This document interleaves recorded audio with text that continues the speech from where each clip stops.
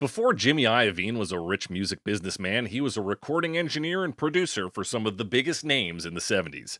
Iovine worked with John Lennon, Meatloaf, U2, Tom Petty and the Heartbreakers, Dire Straits, Stevie Nicks, Bob Seger, The Pretenders, Patti Smith, and of course, Bruce Springsteen. It was Iovine's collaborations with Bruce Springsteen and Patti Smith that not only launched Iovine's career, but created Smith's first Billboard hit, a single that The Independent would call the #1 new wave single of 1978. On the first day of recording for Springsteen's fourth studio album, Darkness on the Edge of Town, the band laid down a track that Springsteen had only thought of a chorus for and not much else. The song was eventually shelved due to being, quote, another love song, and not fitting in with the darkness and edginess of the rest of the album. Iovine was convinced the song was worth something and asked Springsteen if he'd be willing to give the song to Smith, who was working on her third studio album, Easter. Springsteen obliged, having often played live with Smith during 1976 while undergoing a legal dispute with former manager Mike Apple. The music for Smith's version stayed close to Springsteen's original recording, but Smith had to actually finish the lyrics in order to complete the song. Smith found the inspiration one night while waiting for her long-distance boyfriend, Fred Sonic Smith, to call. When her phone call didn't come on time, Smith chucked on the cassette demo from Springsteen and started writing about what was on her mind, her love for a man who was far away and hadn't called yet. By the time the MC5 member did call, Smith had completed the lyrics and officially co-written a song with the boss. Quote, in the end, we were a good match for that particular song. I could never have written a song like that. I'd never write a chorus like that, said Smith. The tag team single became Smith's biggest mainstream hit, reaching number 13 on the Billboard Hot 100 and number 5 in the UK. NME once ranked the track at number 116 on their list of the 150 best singles of all time, and the song once held the number 358 spot on Rolling Stone's 500 Greatest Songs of All Time list. Springsteen would go on to perform the song live during the Darkness on the Edge of Town tour with his own set of completed lyrics, before recording a 2010 version using his original recording and new overdubs. So, who really owns the song? Springsteen? Smith? Jimmy Iovine? Much like The Night, I think this song belongs to us. That's right.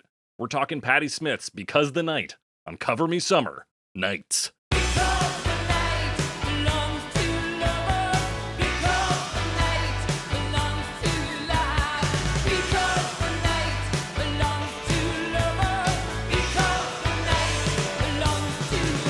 That's right, it's Cover Me Summer Nights, the only podcast that compares hit songs about the nighttime to their many cover versions to find out which one is a ring. I'm your host, as always, The Snake, joined by my undercover co-host, Alex Mildenberger, but Alex Mildenberger. You've been made. Don't tell anyone. How are you doing, Keep Alex it on the Mildenberger? DL.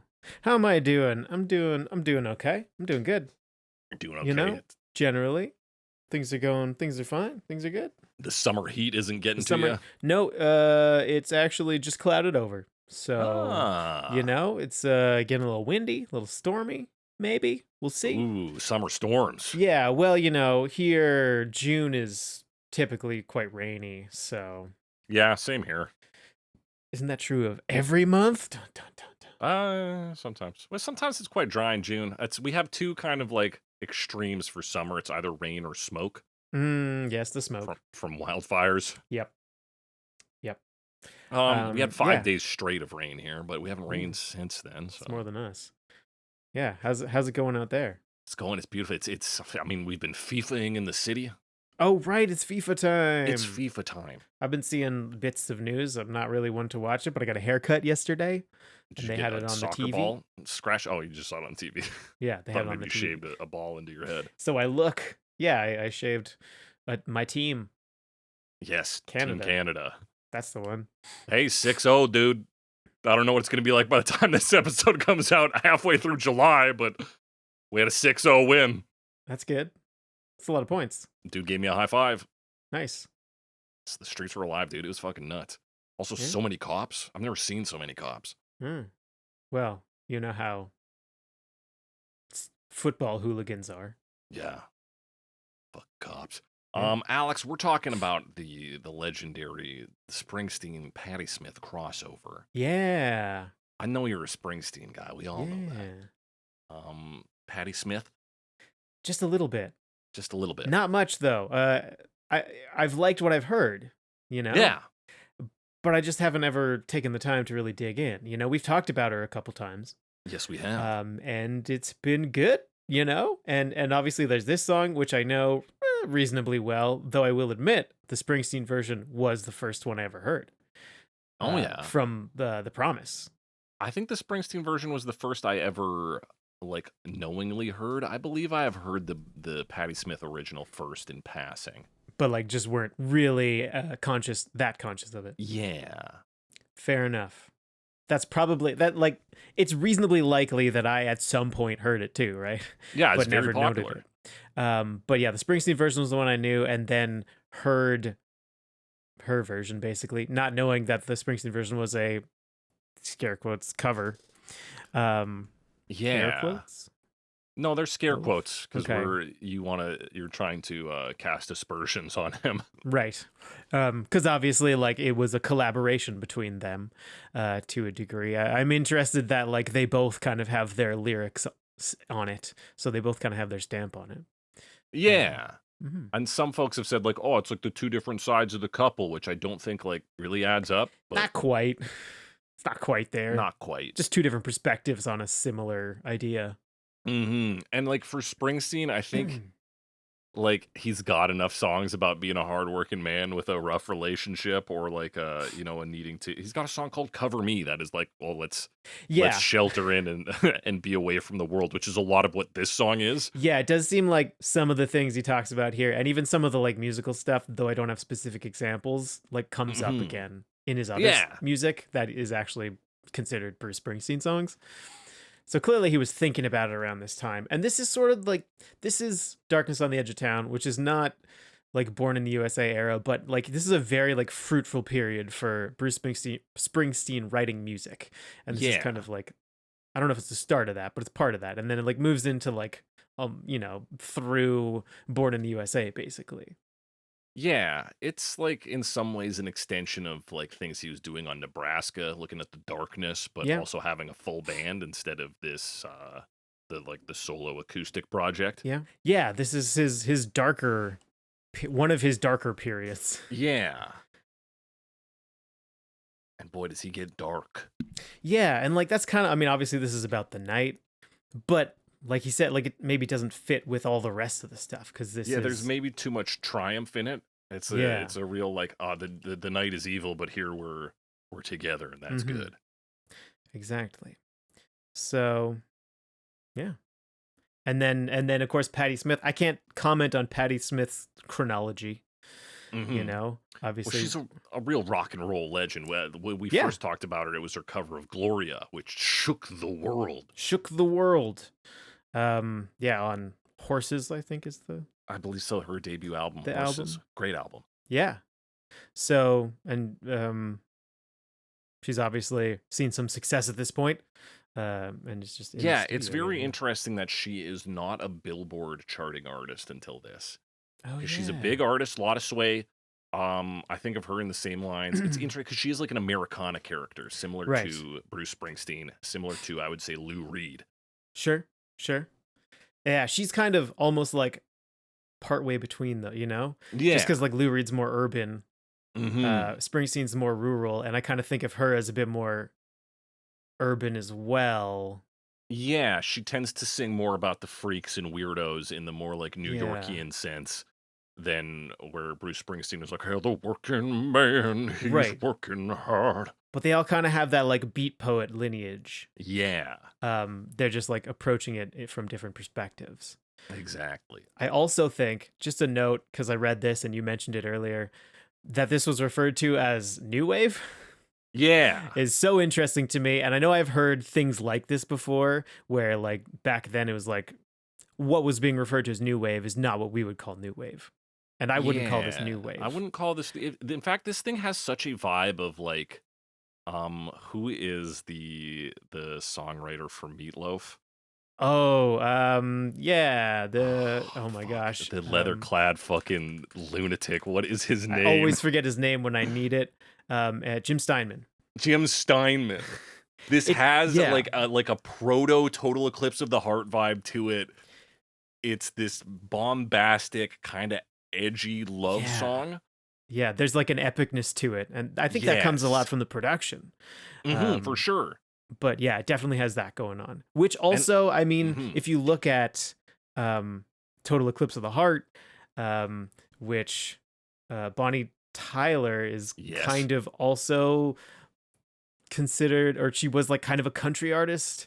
So like Right. obviously Patti Smith's not a country artist, but you kind of like almost have a bit of that Heartland thing going on, even though it's not really Heartland rock. But I don't know. Yeah, she comes from There's this like there's punkier degrees of root. similarity. There's degree, and it's interesting because we're gonna hear this song done quite a few different ways this week, and they all work. Yeah. Like we're gonna cover dance, we're gonna cover like sort of hard rock to metal, and it's like, oh, this song fits really comfortably in a lot of different genres. Yeah.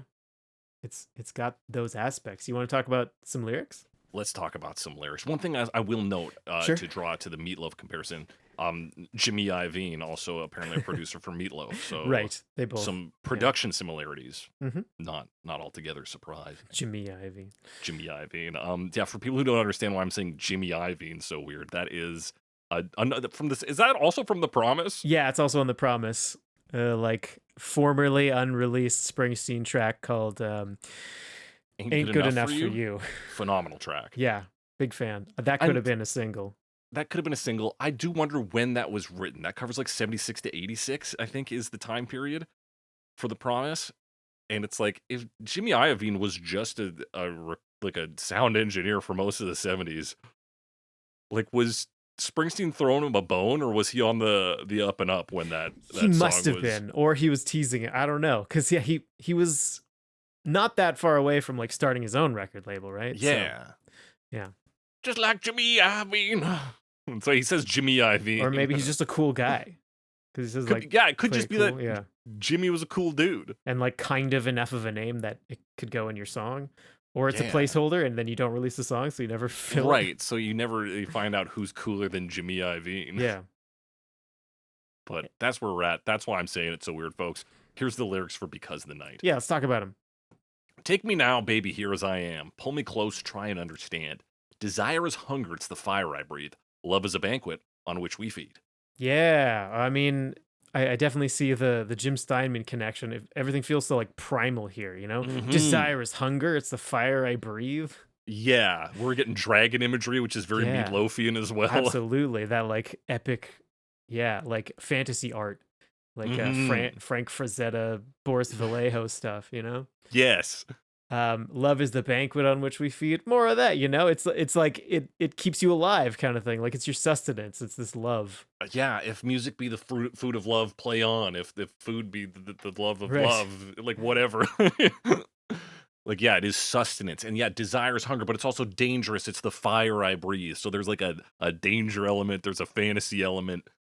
The other thing worth noting is the constant use of the phrase try and understand in this song. That is A lot of true. this song is just a plea to see things from my perspective. Yeah, there's a lot of it. There's a lot because it's going to come. That's immediately how we open the pre chorus. Come on now, try and understand the way I feel when I'm in your hands. Take my hand, come undercover. They can't hurt you now, can't hurt you now, can't hurt you now. Nah. So yeah, high drama here. Let's take my hand, come undercover, Yeah. which to be in secret, but also to literally be under the covers for fucking. Yep, absolutely. And then also this other aspect, the way I feel when I'm in your hands, that they're like kind of surrendering, you know? Mm-hmm. And it is kind of interesting that sort of like you see the like male and female perspective just because of how we typically talk about these things, you know, which is maybe a little more like gender essentialist than I might like, but typically we'll talk about like men as being more dominant, right? So it Yeah. was like originally written as kind of a vulnerable thing. That said, it doesn't really change it that much. It's still vulnerable here, It's still and vulnerable. It's still vulnerable, but it was maybe meant to be more of going against what would be considered the norm. yeah, where it's like you have, and that's something that a lot of love songs would do is like, whoa, this woman's like in control. Yeah, That's exactly. crazy. What? This man doesn't have control, even though he probably kind of does, all things considered. Like big picture, he doesn't feel Yeah, like he does, though. he's got a lot of advantages he could use if Yeah, if willing to. yeah. But Um, yeah, come on now, try and understand. So like you have to understand why I'm so like crazy horny. Like see things from my perspective and how I feel when you do take control, when you are protective of me, when we are holding it. So much of this song is like, holy shit, man, I love fucking you, and we should do more of it. yeah, and but also like this perspective of like we're together and like sheltering, which is like you said, very Hmm. much like the song "Cover Me," which we Yeah, talked about a couple of years back, and then the like they can't hurt you now because we're together and we're we're safe. together. Yeah, it's so yeah, super dramatic. They can't hurt you now because the night belongs to lovers. Because the night belongs to lust. Because the night belongs to lovers. Because the night belongs to us. Yeah, fun that they changed it up. I actually didn't really realize "lust" was what they were saying for the I would longest I would time. uh, I would throw it in myself of my own volition, not knowing that it was already in there. Hmm. Because I was like, hey, that's kind of fun. And then yeah, apparently it's always been there. Yeah. But yeah, it's so why can't they hurt us now? Because the night belongs to lovers. We're safe in the space where we're loving. It belongs to lust. It's a time not only, and we get an idea that love and lust are very tightly intertwined in this song. Yes. Yeah, they kind of talk about it in terms of like they're kind of the same thing, and like you pretend it's one but it's the other, It's the yeah, or exactly. like they're just both so closely connected that you can't separate them. Hmm. So yeah, and so lust is good and is welcome in this loving space. It belongs to lovers. Who are lovers? It's us. Yeah, and then of course that idea of like these primal forces driving us as well. Yeah, Yeah. exactly. Have I doubt when I'm alone? Love is a ring, the telephone. Love is an angel disguised as lust. Yeah. Here in our bed until the morning comes. Yeah, that's interesting. Love is an angel disguised as lust. Like that they're different, but one's pretending to be like it's pretending to be lust, but it's actually love, which is interesting because oftentimes you wait, love is pretending to be lust. It's kind of the opposite, right? Yeah, we often mistake lust for love and not the other way around. Yeah. So again, we're kind of flipping things around a little bit. Um, Yeah, but I can see it being one of those things where you're like, and it kind of ties into the have I doubt when I'm alone. It's like, well, I tell myself it's just a lust thing. I'm like, oh yeah, I just want to fuck this person's brains out. yeah. And then it's like, oh, maybe I actually do love this person. Yeah. And here in our bed. Here in our bed until the morning. So the angel is the third in this relationship. Yeah, and then this like kind of pun thing going on with the love is a ring, the telephone, where it's like Yeah, that's fun. the ring, which is the sign of, like a wedding ring, but also, or the Hmm. symbol of commitment, could be like promise, whatever. Right. And then the telephone is like the connection between them, like the communication. So it's kind of love Yeah, and so connects you get this them. idea of the large gesture and the small gesture, a Yeah, ring for whether it's wedding or any sort of commitment, and then just a telephone call, yeah. which was what she was waiting for when writing these lyrics. Right. And then also like the counter to the doubt when they're alone is they have the Hmm. ring or a phone call, right? Like, Right, yeah. So yeah. when they are alone, this love still has a connection, an influence, a force, a Yeah. presence. So pretty cool lines, which are I'm pretty sure all entirely from Patti Smith. Yeah, so my understanding is that largely like Springsteen had the chorus. Yeah, but just like I mean, I don't know because like he's done a live version with slightly different lyrics, Hmm. where you can and it's more Springsteen-y. We kind of talked about this I think before we started recording, but it's like I Yes. work all day out in the hot sun, and it's like okay, that's Springsteen. Yeah, I've uh, got the Genius actually has what the lyrics are for this verse. He says, right, "What I got, I have earned. What I'm not, I have learned. yeah, Desire and hunger is the fire I breathe. Just stay in my bed till the morning comes." yeah. So he still has some of those lines like "desire and hunger is the fire I breathe," and Hmm. like the basic shape of it's there, but the actual story is more like I'm a hard-working blue-collar man, and like when I come home, all I want to do is get under the covers and have sex, And have sex because it brings meaning to my otherwise dull and also existence. like that's just this like manifestation of the love kind of thing. Yeah. So yeah, two different takes, but yeah, verse two especially is like definitely Patti Smith. Yeah, Come on now, try and understand the way I feel under your command. Take my hand as the sun descends. They can't touch you now. Can't touch you now. Can't touch you now. yeah. I'm gonna get that try and understand line again, Hmm. and also that like surrender the way I Yes. feel under your command. Um, and then obviously it's just like them getting together as the night starts, and they're protected. So Yeah. very similar to the previous pre-chorus, but with different lines. It's 100% like let's embrace in the night because the night is for lovers. Yeah. It really is like a pre-chorus to the chorus. Apparently in the Springsteen version, here he still says the way I feel when I'm in your hands, and instead of take my hand as the sun descends, he says take me now as the sun descends. A It's a little little more more explicit. intense. Yeah. Yeah. Yeah, we do intensify lyrically for sure. hmm because the night, so they can't touch you now. Whoever they is, the forces of the outside world, your dead end job. Yeah. But she can't touch you because you're taking hands. You're touching each other. Mm-hmm. Because the night belongs to lovers. Guitar solo, bridge. With love we sleep, with doubt the vicious circle turns and burns. Without you I cannot live. Forgive this yearning burning. I believe it's time, too real to feel. So touch me now, touch me now, touch me now. Yeah, man. This is like the most. This part sounds the most like poetry. Yes. With love we sleep, with doubt the vicious circle turns and burns. Without you, Without you, I I know. cannot live. Yeah, and this The way like they the say phrasing it. of it is like it is yeah, it definitely is the most poetic because it is the hardest to read directly. Yeah, hardest to parse. I cannot live, forgive the yearning burning. I believe it's time to. I just like, I don't know, man.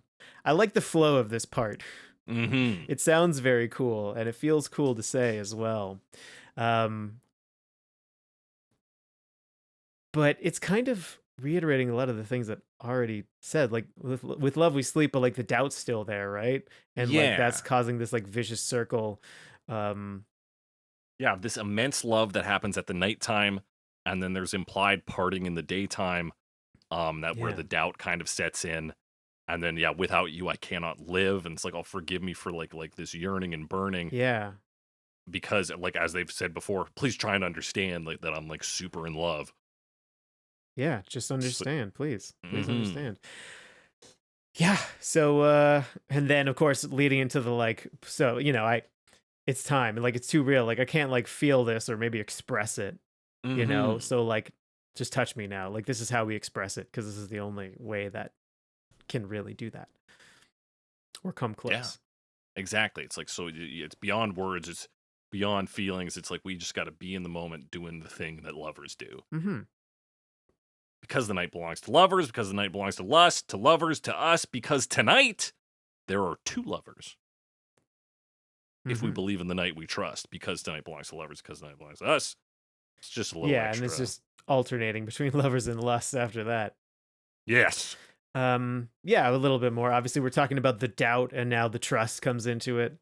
In the night we trust, so like we trust the night will like protect us, kind of thing, because we're together, and now we can like believe in us because we're together. Yes.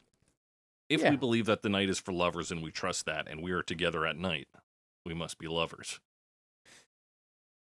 Mm-hmm. And Exactly. it's for us. It's just a logical argument. Just a logic argument. So that's the lyrics. Very like intense, melodramatic, perhaps love song, Mm-hmm.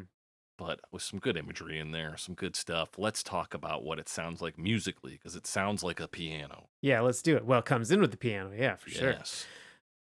Playing that do the like opening kind of riff, Yeah. and it's just that. Patti Smith comes in singing. If anything, the piano gets quieter there, but it's kind of playing the same thing. Mm-hmm. And it's not until the pre-chorus, once we get through that verse, that it like really builds with a big drum roll, and there's a lot of like big echoes on this. Yeah. I wonder if that's why it got called new wave, because they were like, oh, gated reverb. It's new wave. Must be. It's interesting to note on this piano at the start that it's two hands, as many pianos are played. One doing the the melody, and one doing like the chords, dun dun dun dun. That will be, if not replaced, at least accompanied by bass guitar later in the song. Yes, as we go through, there's going to be a lot more instruments coming in. Certainly. But the piano's a big part of the sound. Even though, like, especially once we move into the pre-chorus, and there's a bunch more stuff, like a drum roll leads us in, or like fill, and then like the guitar is playing more or less the same thing at this point. Yeah, as and the piano. It's big chords. It's very punky, and it down down bam, bam, Mm-hmm. bam. And it's very, I mean, kind of wall of soundy, right? Everything sort of blends. Yeah. I definitely hear it that way. Though there was some background noise when I was listening to this, so that might not have helped. Um, but yeah, I really feel like the piano riff is kind of leading, uh, and Yeah. and the way the drums are does make me think of the E Street Band. Um, though I'm sure the Patti Smith Band, which I think what they call themselves, is probably just as Yeah, much but their thing. it is like this does very closely follow the blueprint that's laid down in the original Springsteen recording. That's true. The arrangement doesn't change a whole lot, Mhm. but they really like kind of saturate it, and Yeah. push everything together to give it this like really big sound. Yeah, I would say that's true because on the Promise version by Springsteen, I noticed the piano seems a lot more forward in the mix. Yeah, yeah, absolutely. And even there's like a live version, and it's like Mhm. Springsteen. It's like Bruce Springsteen featuring like Roy Bittan or Bittan. I don't know how to say his name. Oh, yeah, yeah. Um, because he's playing the piano. He's the pianist. Yeah, I saw some quote about him about this, how Uh, he really like put his own spin on certain parts of it. yeah, yeah. I don't know that. I don't know that. That quote. I don't know it either. I would say it right now, Oh, but I did okay. see it and I was like, "Oh, I don't need to write that down. Nobody's going to bring up Roy Battan." I would talk Little did I about the realize. professor. Yeah, the professor I himself. think that's he's the I professor, think right? that's right. Yeah. Yeah. Also a nickname for Neil Peart from Rush. So, Ah, yeah. you know, A that's the lot way of it goes. professors. A lot of nicknames. But yeah, big energy on this, like drum roll into the like pre-chorus after the more silent first verse. Yeah. Come on now, try and understand. She's Yeah. big. We got bigger hits on the keys. Yeah. It's like it gets like really big. It does the piano gets a bit sparse for the like last couple lines of the pre-chorus. Just Yeah. to lead into the chorus, it kind of starts playing a descending pattern. Yeah. But the drums are Dun, like dun, dun, crescendoing dun, there dun. too. So there's a lot of like Yeah. things going on to move us through. Yeah, Um and like even the keys pick up pace to just like two notes that they bounce between as we get into the chorus. mhm. Well, yeah, and the voice, like Yeah. that's like a vocal thing, right? So you kind of have that like slow trill or whatever you'd call it. Which is like really punky, is to be like, well, the everything's doing, and Wall of Soundy to be like, Yeah, we've got three instruments, they're all playing they're the all doing same the same part. thing. Yeah.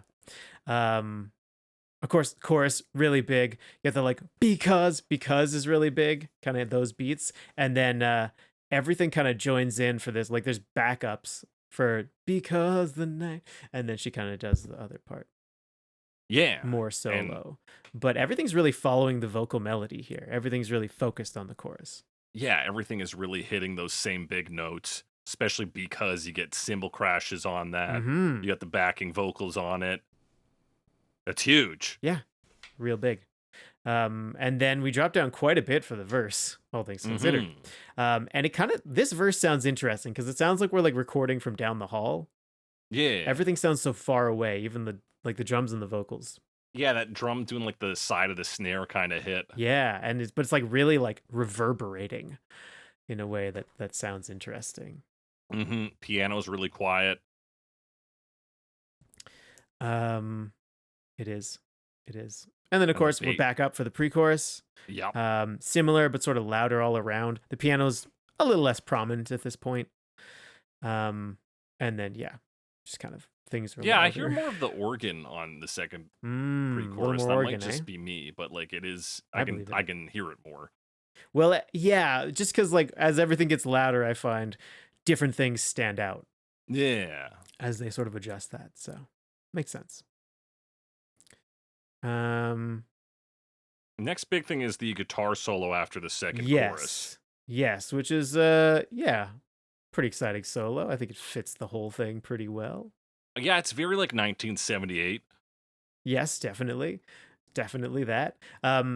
Listening to well, I guess we'll talk about the Springsteen version, but the like live Springsteen version has a really long guitar solo in it from Springsteen. Okay. It's like Yeah, 8 minutes. yeah. Like the solo's not 8 minutes long. It's an 8 minute long version, right? And a lot of it is Right. him soloing. So Okay. he kind of treated it as like a solo thing for him for a while anyway. So I the can guitar see solo that placement is because like apparently appropriate. on Darkness on the Edge of Town, he was really like there's not a lot of Clarence Clemens like sax action Right. because he wanted it to be more guitar led. When we get Mm, to the Promise version, we do get a Clarence Clemens we sax do. and We it do. rips, but I We'll can get see there. him try, and maybe that was him kind of trying to shoehorn it into the set list. Is like, well, if I put a big guitar solo in there, draw away from the lyrics a bit, and just do like more Darkness on the Edge of Town inspired guitar, it'll fit in better. Yeah. Yeah, that seems reasonable. Maybe he just wanted to play guitar, man. I Maybe don't he know. did. Maybe he just wanted to make it talk. But here we get, this hype up guitar solo. So it starts out with like really quick picking and then goes up, some big sustains, and carries us into the big bridge section. Yeah, the bridge section. I mean, this to me sonically is like the most Springsteen sounding part. Maybe Yeah. that's just me. I really like how the melody goes. You know, it's kind of it's like this back and forth into a faster thing. Dun dun dun dun dun ba na na na na ba ba ba ba. It kind of like Yeah. moves. He uses that to That move. is a classic like Springsteen Yeah. like two notes. Dun, dun, dun, dun. Exactly. And then we already talked about like how they kind of split up the words in a sort of slightly awkward way. Yeah. But, that's fun. Yeah, I think that's poetry. I think Yeah. we're supposed to enjoy that. Yeah. And then of course, and like the flow of it all.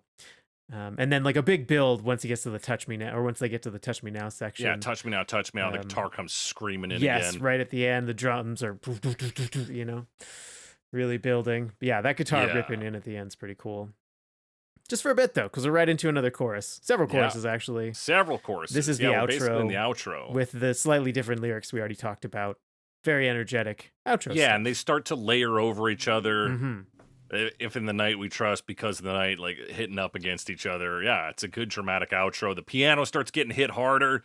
It goes like up higher. It's good shit. Big stuff. But I mean, yeah, that's the song. That's the song. Now, Alex, you did skim a live performance of I this. did. Well, it's kind of, I don't know. It's labeled Freak Olympics. It says TV 192 TV 10 JAAR. I don't know what this is from, but it seems like almost a music video substitute because there is like a like overlay at the start. Mm-hmm.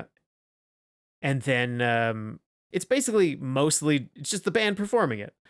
Mostly showing Patti Smith, a lot of close-ups on her, but a shockingly large amount of it is close-ups on other band members just playing. They look fine, but it spends more time like watching the bassist than I would expect. Yeah, who doesn't have that big of a role? Yeah, while Patti Smith is singing. But it's pretty cool to see her perform. She's really into it. She like opens her eyes real wide sometimes. And she's wearing a kind of a blazer thing. Cool. Yeah. But it's mostly just a live performance with some slightly questionable cinematography, but not bad. Hey, I mean, if you're doing it live, you got to make choices. Yeah, exactly. Maybe one of the cameras went out and they're like, fuck, I don't know, go to base. Go to base. Go to base. Yeah. Yeah, fuck yeah, dude. We got covers to talk about. We do. That's a fact. Several of them are Italian. That's right, dog. We're going to do it right after this short break. We are. Ba, ba, ba. Ba, ba, ba, ba, ba. Okay, that was that was for they're back again, A Hobbit's Tale. Yeah, I don't know, man. Okay. That was the sounds that came out. I'm not. I thought proud that was just of the first one. I was stopping for a second. I was ready for the second half. We're starting in the year 1979 with Anna Oxa.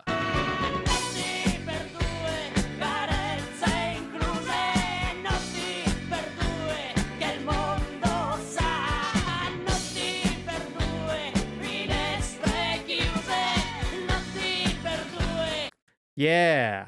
Anna Oxa, Italian singer, who was in Eurovision one time and came in 9th. Yeah, she's kind of just like a staple of Italian like popular music. Media, I suppose popular music and media actress, TV presenter. Yeah, this is from like the 70s, but she I think still is around. It's called Notti per due. Notti per due, right? Notti you got to say you got to say all the vowels. I once spoke a little bit of Spanish. Italian. I never spoke Spanish. Which according to the internet translates more directly to Night for Nights for Two. Two or Yeah. Night for Two. I don't know. And did you try translating the Not the two lyrics? No, Okay, because I had them up. I must have deleted the I fucking didn't. tab I did here. not go that far into it. But she like mentions a brochure. Oh, I'll read to you some roughs from it. It's essentially the same idea, love at night, but maybe like a more. So here's verse 1. My nights, lonely nights, nights, and then what a morning it is. And normally putting on some airs, easy to say I'll do it myself, eternal night diva is. Like putty sticking me to you, locked inside a locked world. You won't keep the offers you make on your brochure. Which leads to the chorus. Nights for two, caresses included. Nights for two, that the world knows. Nights for two, closed windows. Nights for two, happiness. I wonder if brochure is maybe like more accurately read as like introduction or something like that. I think it's because it's, yeah, the offers you make, it's like kind of like what you're selling. Yeah. Like she's saying like the promises you make might even be a more like romanticized take on it. Yeah. Brochure, that's fun. The offers you make on your brochure. I'm like, is this song about prostitution? Yeah. And then watching the music video, I was like, is this song about is that like a gay pride song? Like, what is happening? Maybe. But what it is it's an Italian pop song with Yep. a lot of stank in those vocals. Yeah, she really gets gritty. And like if you listen to her other stuff, it's not all like this. This is how she's Really? singing this one. Like this is a choice. Fuck, she gives it. It sounds awesome. She does. She like really like gets down low and gritty. Yeah, it sounds like she's yeah. been smoking for a century. It does. But then you hear other stuff and it's like almost operatic. So like she clearly has some range. Right.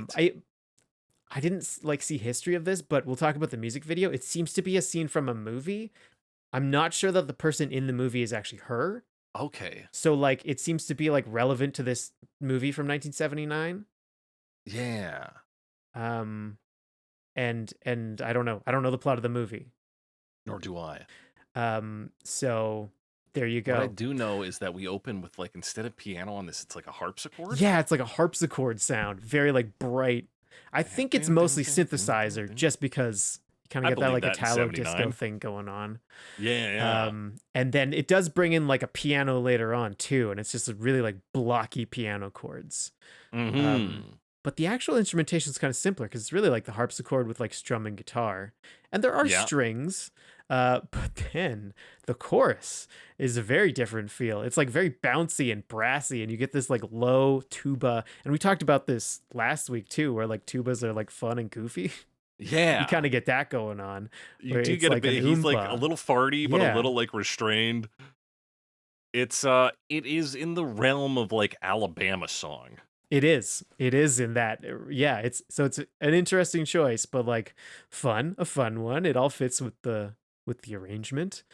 Quite a build on the next verse too. Like there's a lot of sounds that come in after that first chorus or are more obvious, because there's like a thing that I maybe call the synthesizer, but is actually a marimba, because they like seem to be playing this like low marimba.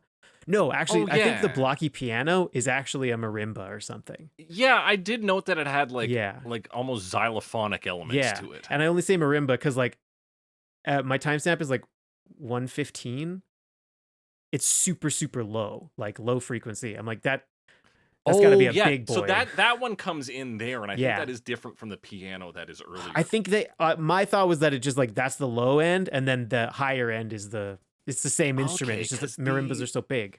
The tone on that marimba when it's lower is so like hollow, so like pipe-esque. It could be different. It It does feel different to me. But yeah, that's a tone that's very like, I want to say like 80s Fleetwood Mac does some similar marimba usage on like Everywhere, I believe is the album. It's called Everywhere. Tango in the Night. Tango in the Night. Like songs off of Tango in the Night, I think play with that sort of sound? marimba tone, I believe. It's been a minute since I listened. It has been a minute. What it reminded me of. She's got such a character voice. Like this is like dark and sleazy and smoky and like powerful on the choruses too. Like she gives her. She does. Yeah, she's got a good voice. Absolutely. The only other thing I want to note, and this could be a Springsteen influence, saxophone solo. Saxophone solo, yeah. But there's other like orchestral flourishes. Like there's a piccolo sound, and I think maybe like a timpani or some sort of low drum.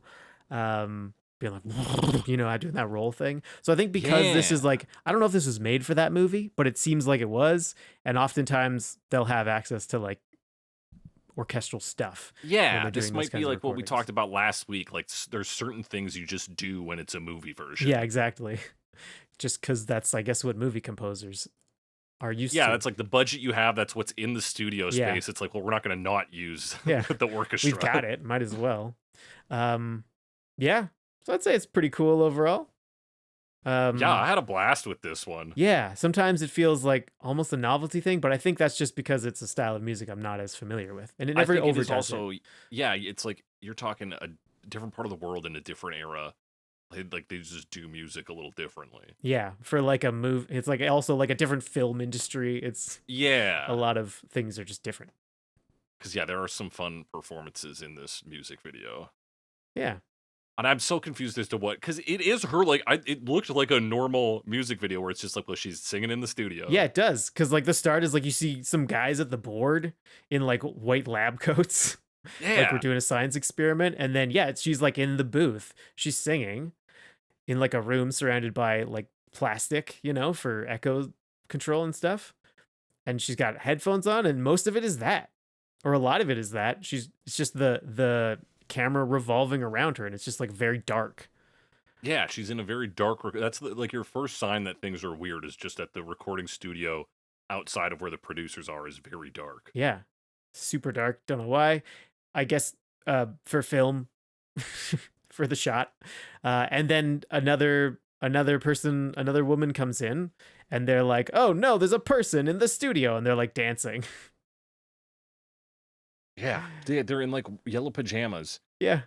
And I thought it was a dude at first, then we close up and it is a woman. Yeah. She's broken in and starts dancing. The Anna Oxa character, whether that's her or just somebody singing the song, Right. is like happy to see her, and they embrace. They do. As like the song keeps going, and they smile at each other and they hug, and they're smiley and they're very happy to see each other. And then everyone in the booth is like, "What's going on?" Except there's a woman in the booth who's like, "This is great. Yeah, she's like molto bene, guys. Molto This fucking bene. rules. This is molto bene." Wow. Dude, this isn't just bene; it's molto bene. And then after they do that, she returns to the booth and finishes recording as the other woman continues to dance around. And then they finish the recording, and then that woman in the booth seems really psyched about the recording. She's Yeah, like, she's "This like is gonna raving hit. about it. We're on the radio, baby." I don't know what she's saying, Yeah, but she's I don't like know what she stoked. says, but yeah, she believes in it. So I guess the film is called Maschio Femina Fiore. Fiore. So like, I would guess like masculine, feminine flame. They're both like both of the women are kind of like they have short haircuts.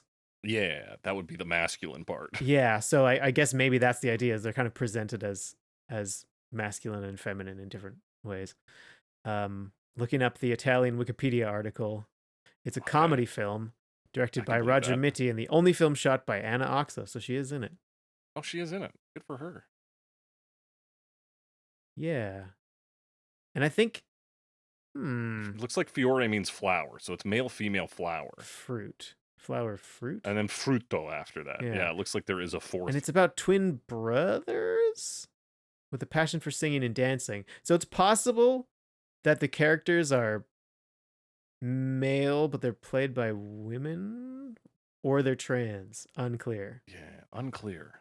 Well, a 1979 film that is That very is Italiano. Italiano and very ahead of its time. But Yeah. what it isn't is Italian dance, which we'll get Oh, into in we will. 1992 with Co.ro. Co.ro. Because the night belongs to lovers. Because the night belongs to life. Because the night belongs to lovers. Because the night belongs to us. And Talisa. That's right. Who is, I mean, it took me a while to find them both, but I found their Italian Wikipedia pages. So Co.ro is Emanuele Paps Cozzi, J. Rolandi, and Maurizio Rossi. They do a lot of covers, yeah. including a cover of Life on Mars. Oh, no way. Yeah, but they're like producers. They're like, That makes sense. So they're the Yeah. dudes in the music video. Yeah. who sing the Depeche Mode sample of Master and Servant. There you go. And then who's the other one? The female Yeah, vocalist who's featuring? Talisa. So if you look her up, she has like a ton of different names she's performed under, but her name actually seems to be Emanuela Gubianelli. Oh, okay. Uh, Kubianelli. yeah. But Talisa, they performed as Co.ro feat Talisa or Co.ro and Talisa for like a few years in the early 90s. And I think they've even worked together since then, but she's been like using different names. Okay. Because if you look at her list, she's like, oh, what else has she been called? Marina Lai, Ross, Angie Starr, Donna Luna, Emanuela, Karen Ricks. Shit, she got a lot. So many. Aladdin. Wonder why she had to keep changing her name. No idea. What I do know is that this version also samples Depeche Mode's Master and Servant, Yeah. which is really just that vocal line that goes, "It's a lot, It's a lot. it's a lot." Okay, I did not pick up on that because I don't know that song. I picked up on it because I read the Wikipedia I didn't page. finish reading the Wikipedia page. Understandable. It's a thick tome. Yeah. Yeah. This was a hit, though. European hit, #1 in Spain, top 10 in Belgium, France, Greece, and Italy, number 15 on the Euro chart Hot 100. Yeah, And it's even the critics thought it was pretty good. very Euro electronic. It has Yeah, we open with like synth arpeggio, and then that sample. Yeah. A lot of it is that, and then he even gets like string synths on the like verse, and kind of like this really like lower string synth for like bass. And Yeah, then filling it in. I wrote that one dance beat. Let her know. Where were we? Buddy, it's a synth song. What were we talking about? Yeah, it's The a synth song. There's synths. There's so many synths. I mean, We got laser very blasting electronic. synths. We got string synths. Lots- Buddy, it's a whole Little synth synth shop. licks they play. I like the one at the end of the pre-chorus. I wrote the timestamp as 57 seconds. Let me see. And that. I think it's like really subtle, I think, if I'm remembering correctly. Oh, it kind of like It's like in the background, yeah. But yeah, it kind of it moves through like verse, pre-chorus, chorus, and then back to the intro, and then kind of gets back into adds that arpeggio back into the verse, and then it does a breakdown, which starts with a Yeah. bass solo. Oh yeah, dude, it is synth based though. Yeah, very synthy. Very Yeah. synthy. And then all the vocals are handled by what was her name in this one? Talitza. Talitza. Yeah, it definitely has that like, I mean, it's 90s Euro electronic feel to it, which gives it a bit of charm. Definitely Depeche Mode inspired too. Ooh, Like yes. I think that well, not a sample, I don't think, is playing in that field. Yeah. And there's a music video. Yes, there is. Let me see if I have any other notes on this real Sure. quick. Yeah, we get a synth breakdown section worth noting out because we need like a Ooh, dance section You're in right. this. Is that the like intro that comes back?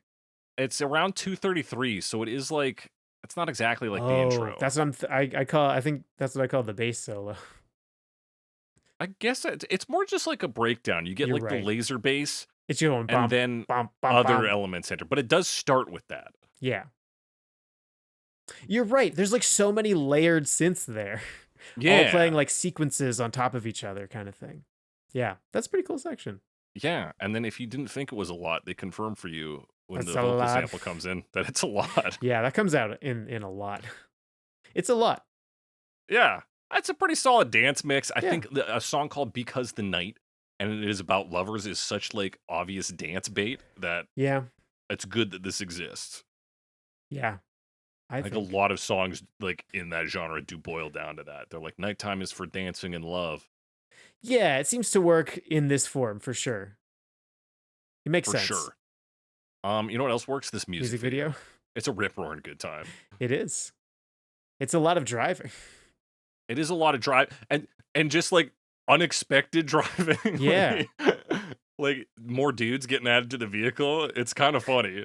And like, I mean, it's interesting. It feels very like candid. A lot of the shots just seem like they're like watching from a distance. But Mhm. then there'll just be like a guy staring off into the distance going like mouthing "it's a lot," It's a lot. which makes me think of new wave very much. Yeah, for sure. Yeah, it's just like some And people we- get in this car and they drive Yeah, around. so we get our hot lady kind of walking Yeah. through the streets at the start. She approaches the car. It's her car. She's maybe some kind of magic woman. because she then drives to a cafe where our boys who have been singing the Depeche Mode sample Yep. are. We get some like city shots in between this. We do. Low And then we frame get rate. this, yeah, low frame rate because this is 720p upscale. We've done the best we could here, folks. Yeah. We get shots of her singing in the car where we like focus on the rearview mirror to see her lips moving. Mm-hmm. But she picks up these dudes. It's so funny. She walks into this cafe where the boys are. We get her first person perspective as she looks at one of the dudes drinking a beer. And then next thing we know, she walks past him. We get a cut of a motorcycle. And then the boys are in the back of the car. The she's boys are in the driving. car. She picked him up, and he's like blinking at her. Yeah. It's incredible. Yeah, there's just some then she- shots of motorcycles. Yeah, she takes him to a nightclub. They dance. And she eventually, I think, finds a third dude there. Or maybe it's at a different club because we get more shots of just the three of them driving. But eventually, we get a car shot after she's kissing this guy, and boom, she's driving with three guys in the Three back guys, of the she's car. picking him up. And they're like sitting on because it's a topless car. They're not sitting in the back seat. Right, it's like a coupe, I think, or like the back seat's Yeah. really small because it's like I don't know cars. It's a muscle car, or not It's a a muscle car. muscle It's like a car. sports car. It's a fancy. It's a fast car fancy, sexy, with hot not a lot of vehicle. seats. Not a lot of seats, and so these guys have opted to put their feet on the seat and just sit kind of on the trunk ish. Yeah, as they drive around. So, she's kind of driving around picking people Yeah, up. she kind of drives around, picks them up, and then I guess drops them off because the final shot is her leaving in the car alone. She's got to take him home somehow. Well, they're gone. Yeah. It's just- you think she dropped him off first? She's just like a benevolent Uber fairy. But She's like, "What's up, benevolent guys? I'll take Uber you to fairy. I'll take you to the fucking warehouse party and I'll drop you off later." Yeah. Yeah, a beautiful piece of Euro music video. We got to move on though. We got to move on to the year 2010 We do. to talk about our boy Bruce Our Springsteen. boy Bruce Springsteen. Because the night belongs to lovers. Because the night belongs to lovers. Because the night belongs to lovers. Because the night belongs to This is the first version I heard off of The Promise, which is unreleased tracks from Darkness on the Edge of Town. Yes. Has some really good stuff, honestly. Some like Yeah, great stuff. could have been released stuff, in my opinion. I think so. I mean, like that song Ain't Good Enough for You. Yeah. Fire's a good one, which is originally written for Elvis. Right, I forgot about that one, but that's a good one. That's a good one. Uh, Even the 78 version of Racing in the Racing in the Street, I Street. really like. Yeah. Gotta get that feeling's good. It's a lot of like if any other regular artist had these tracks, they would be released. Yeah. They're good. Some good songs. It's good songs on it, man. Just going Oh. over them now. Yeah. I also like Outside Looking In. Yeah, see, that one outside sounds so much looking like in. it is released to me that I can't believe Yeah, it's not. whenever I see that one, I'm like, oh yeah, that was a demo. Or maybe not a demo, but not but released. like not completed. Yeah. Until here. And it is interesting. I found out, I didn't know that the process this week was original recordings plus overdubs. Right. And how do you mean? And so like as I understand it, instrumentally largely, this is the one that was recorded like January 1st, 1977. Right. Plus the vocals have to be 2010 vocals because he's using the Patti Smith. He is using the Patti Smith ones, but yeah, I didn't think that's what he sounded like in that time. But Yeah, but what we know of the first recording is that he didn't have verses. yeah, So it was literally him going like, because the night. Like he didn't have anything. yeah. So like, did he at some point be like, well, she wrote it, she recorded it, maybe I'll try it, do a version, and then was like, nah. So I think, and I can't prove it definitively, but I'm pretty sure part of the overdubbing process for this song was him doing the vocals. Okay, fair enough. Because because he did try out his own lyrics for a while, Yeah, and not because he didn't like Patty. There's so many quotes of him being like, Patty did such a great job, it's a great song, yeah. and like all this. But Just still yeah, trying to at get some something point, out of it. Yeah, at some point he switches over to that. So I think it must be around the time they were collecting all of this. Must have been So if it's not 2010 specifically, it is like late 2000s. right, like after the fact. Yeah, and then I might guess that things like the Clarence Clemens solo are also new overdubs.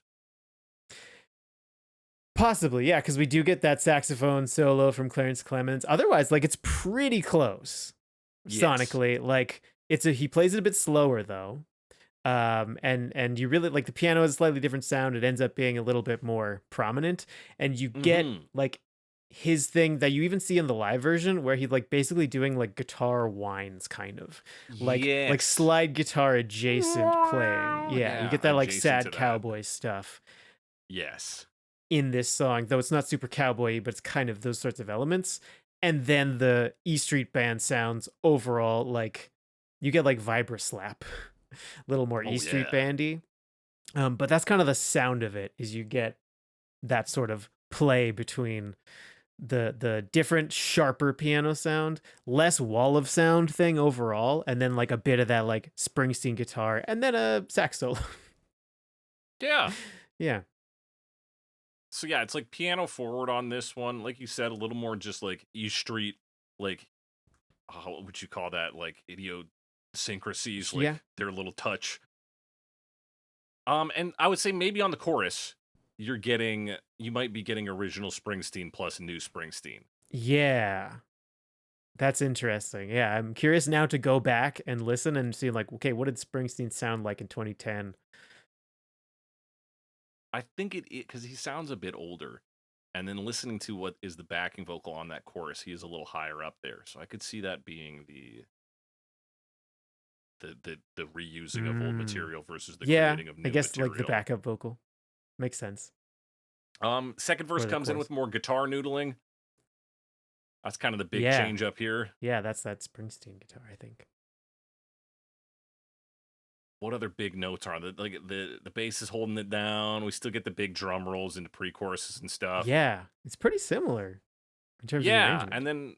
and then you know what? The sax solo is actually a sax and guitar. Oh, duet. right, right. The guitar does double the saxophone in that part, and it's the chorus melody. Yeah, and so if again I'm making guesses and I'm making guesses. Yeah. The guitar is from the original recording. The sax is overdub. Mm-hmm. I'd believe that. Little more. Yeah, you get the Yeah. big like drum kick on there the whole time. And yeah, that move to that bridge section, the with love, the vicious sickle turns and burns without. So, like it truly sounds like classic Springsteen in this form when it's performed by him. You're like, yeah, that is all of his moves on display. Yeah. Yeah. Absolutely. It's very Springsteen-y. Yeah. Very solid version. I like it quite a bit. I like the Patti Smith version too. They're both pretty good. Yeah, I'm very fond of both versions. Yeah. I have some fondness for the final version this Yeah. week. In the year of our Lord 13 is what I Why are have. my notes all over the place? Yes, 2013. It's Garbage and Screaming Females.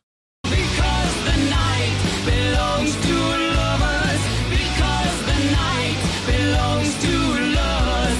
Because the night belongs to lovers. Because the night belongs. Yeah, two American rock bands. Garbage is from Wisconsin and Screaming Females is from New Jersey. So we got a Jersey Yes. thing going on. I'm not terribly aware of them. I know maybe a song or two. Yeah, from Garbage, I think I'm Yeah, it's Paranoid, a rock band. which is on Rock Band. Screaming Females, I think I more know by name than anything else. Yeah, definitely. And I got them mixed up with Violent Femmes in my head. Different. I know Violent very Femmes, I've seen different. them live. Very different band. Yeah. This one, so like it's a lot heavier. They do a much heavier thing. You know, we got the it comes in with the piano, and the piano is very like, it's the piano from this. It's softer. Mm-hmm.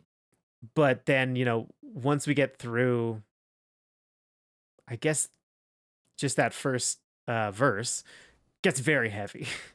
The guitar really rips in, and a lot of that is the guitarist / lead singer from Screaming Females, which is Marissa Paternoster. One of the drummers, drummer Butch Vig, who I believe is Garbage, Must be. says of this recording, he says, "We did it old school style. They came out to Hollywood and we went into a big tracking room and recorded Phil Spector style. Yeah. We cut it live and did very few overdubs. did everything in a day and it came out pretty great. Marissa plays, I think, a 48-bar guitar solo at It's the end. very long. Yeah, he says that girl can shred like Eddie Van Halen, no kidding. And that is the Yeah, truth. she does a good job. I didn't realize like Screaming Females is a trio, so she's Mhm. like the guitar player, you know. So Yes. I liked because the music video is footage of them recording. Yeah. So it's nice to see who's doing what, because you can kind of see that she starts singing, and then the singer from Garbage, whose name is Shirley Manson, comes in for the pre-chorus, and then they kind of both do the chorus or like trade off. Yeah, so And they've got pretty cool. that vocal processing they do to me is very like standard heavy metal vocal practice. I Yeah. feel like when we hear a lot of metal covers, Yeah, it's very that's the vocal like effects package you get. heavy. Sure. And that's your first tip maybe in the intro Right. when things are still on that things are gonna get heavy. Yeah, and it does pretty quickly. Even once in the pre-chorus, once you get to the pre-chorus, the guitar and the drum come in and they're pretty heavy. Yeah, And then, absolutely. but basically, it's like that heavy guitar, and it's like it's mostly like texture and noise, right? Until the solo, but there are some pretty ripping moments, like I like the heavy chords in the pre-chorus and the transition into the chorus, which my timestamp is 138. I really like the guitar playing on this. It is very good. Yeah, very it's appealing. some very appealing, like a 2-minute guitar solo at the end. Yeah. And it goes by. Yeah, it's lengthy, and it's like pretty cool. Changes it up a lot, does a lot of different things, and I like the tone on that guitar. It's very cool. I like it. Not something I personally hear a lot, so quite appealing to me. Yeah, very cool. Yeah, it's a very cool, very aggressive sound, and like I kind of said earlier, still works really great for the song. Like heavy metal loves the night, I think, as a concept, and a more like desperate kind of edgy love works really well for this genre. Yeah, yeah, the desperation. Yeah, then like the kind of almost anger. Yeah, it's good stuff. And yeah, we get a tease of the soloing at 2 minutes. We A quick guitar solo. we do. It's kind of a transition out of the chorus. Yeah. I like the transition into the chorus. I like the transition out of the chorus because it's like It sounds great. almost a solo, and then they do a minute later kind of thing, do an actual guitar solo for a minute and a half. Yeah, it's a blast. It was all done to celebrate Record Store Day. Yeah, so right on. So right on, dude. I don't know if I have any other big notes No, on this. I don't either. Even like I already kind of described the music video, right? It's black and white, and it's a lot of shots of them in the studio, either recording, preparing to record, or just like goofing around. We're just goofing around. Yeah, shot by Sophie Muller, who of course directed the music video "Don't Speak" by No Doubt. Oh, nice. Along with a lot of others. She's an English music video director, Right, but but that's that's like the one we've work talked we've about. talked about. Yeah, so she's a big deal. Yeah, black and white music video. It's them in a very large studio because of course they're two bands. Yes, you got to have at least twice as big a studio. Yeah, and then they're goofing around. One of them munches on their necklace at one point. That was like the big note I pulled. Yes, she does munch on the necklace. And one guy says, "I've never been the piano player in a band before." He does say that. I don't know what that means. I think it means what it means. Means what it means. He's just like he's a piano player, but not in a band. Yeah, maybe. Yeah, Because obviously he can play it. yeah, he can. But that's it. That's all our versions, which means it's time to get into our final It versions. does. Yeah, the 2 categories, folks. The best version and fuck it, the darkest version. It's nighttime. Yeah. This is originally from Darkness on the Edge of the Town. Which one's dark? What's the darkest one? More like the What's darkest dark, one. man? But first, what's best? What's best? There's some good covers. I liked a lot of them. Probably Garbage and Screaming Females is the strongest one for me. I thought Great that choice. Anna Oxa still did like a pretty cool rendition, and obviously I'm kind of excluding Springsteen. Right. But I think they've got to take it. I mean, it's a very strong version. They do a good job, and it's got a really cool guitar solo. Yeah, it chews up the most time, and it doesn't feel like it overstays its No. welcome. Not at all. It's a really great version. I will say for myself personally, though, and maybe it'd be less good if I knew exactly what she was saying, but the Anna Oxa version is a triumph. For a year after the original comes out, too. Yeah. And it's like got all these different changes. That's true. It's very good. Great quality of voice. Love the fucking more like Euro dramatic, like harpsichord and orchestral stuff going on. And I love that it's part of some weird 1979 Italian film. That's great It is stuff. But good Alex, stuff. what's the darkest? What is the darkest version? I think I have to give darkest to Co.ro feat Talisa.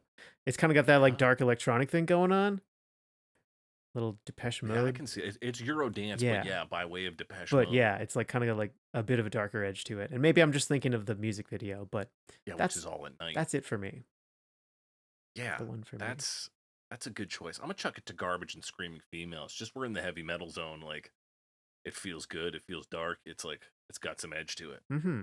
But that's our final verdicts. If you've got similar opinions, different opinions, want to talk to us about a version we didn't talk about, hit us up on the app Blue Sky, at Snaky Me, at some Alex Wise Guy. Send us your comments, questions, concerns, suggestions for future episodes. Those can also be emailed to us at covermepod@gmail.com. Talk to us there.